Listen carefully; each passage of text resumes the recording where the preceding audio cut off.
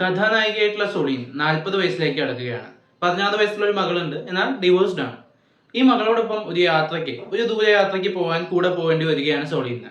അവിടെ വെച്ച് ഒരുപക്ഷെ ലോകത്തിലെ തന്നെ വളരെ ഫേമസ് ആയിട്ടുള്ള ഒരു വലിയ ബാൻഡിന്റെ ഒരു മെയിൻ ലീഡ് സിംഗറിനെ മീറ്റ് ചെയ്യേണ്ട ഒരു സാഹചര്യം ഉണ്ടാവുകയാണ്. അതിനുശേഷം പലതവണ ഇവർ തമ്മിൽ കാണുകയും മിഡ് 20s 25 വയസ്സുള്ള ഈ യുവാവുമായിട്ട് നായികയായിട്ടുള്ള സൊളീൻ പ്രണയത്തിലാവുകയും ചെയ്യുന്നു. ഇവരുടെ ഈ പ്രണയകഥ പറയുന്ന സിനിമയാണ് ദ ഐഡിയ ഓഫ് യു. എല്ലാ പ്രണയകഥകളും ഫ്ലോയിൽ പറഞ്ഞു പോയിക്കൊണ്ടിരിക്കുമ്പോൾ അനാവശ്യമായിട്ട് കയറി വരുന്ന വില്ലന്മാരെന്ന് പറയുന്ന പോലെ ഈ സിനിമയിൽ ഫാമിലിയും ഫ്രണ്ട്സും ഒന്നുമല്ല, മീഡിയയാണ് വില്ലനായിട്ട് വരുന്നത്.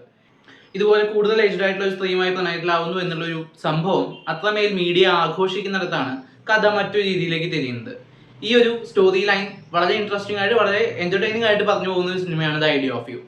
സിനിമയുടെ പോസിറ്റീവ്സിലേക്ക് വരികയാണെങ്കിൽ ഈ സ്റ്റോറി ലൈനിനെ അവർ അപ്രോച്ച് ചെയ്ത രീതി എനിക്ക് വളരെയധികം ഇഷ്ടപ്പെട്ടു.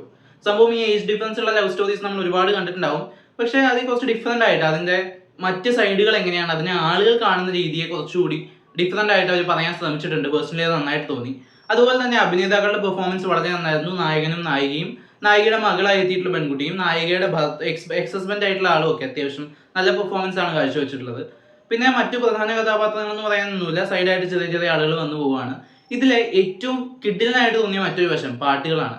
ഇതൊരു വളരെ ഫേമസ് ആയിട്ടുള്ള ഒരു മ്യൂസിക് ബാൻഡിന്റെ മെയിൻ ലീഡ് സിംഗറിന്റെ സ്റ്റോറി കൂടി ആയതുകൊണ്ട് ഒരുപാട് കിടിലൻ സോങ്സ് ഇതിൽ വരുന്നുണ്ട്. സോങ് സീക്വൻസുകളൊക്കെ ഭയങ്കര രസമായിരുന്നു. മേക്കിംഗ് റിച്ച് ആണ്. അങ്ങനെയുള്ള സംഭവങ്ങളൊക്കെ ഏറ്റവും നന്നായിട്ട് തന്നെ അവർ ചെയ്യാൻ നോക്കിയിട്ടുണ്ട്. സിനിമയുടെ നെഗറ്റീവായിട്ട് എനിക്ക് തോന്നിയത് ഒരു പക്ഷേ ദൈർഘ്യം ഒന്നുകൂടെ കുറയ്ക്കാമായിരുന്നു എന്ന് തോന്നി. കാരണം ചിലയിടങ്ങളിലൊക്കെ ഇത്തിരി റിപ്പീറ്റേഷൻ പോലെ സീക്വൻസുകൾ ഫീൽ ചെയ്യുന്നുണ്ട്.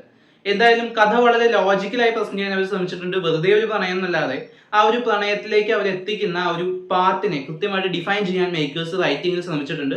പ്രസന്റേഷനിലും കൺവിൻസിംഗ് ആയിട്ടാണ് അത് വന്നിട്ടുള്ളത്. തീർച്ചയായിട്ടും റൊമാൻറ്റിക് സിനിമകൾ കാണാൻ ഇഷ്ടമുള്ളവർക്ക് ഒന്ന് കണ്ടു നോക്കാവുന്ന സിനിമ തന്നെയാണ് ദ ഐഡിയ ഓഫ് യു.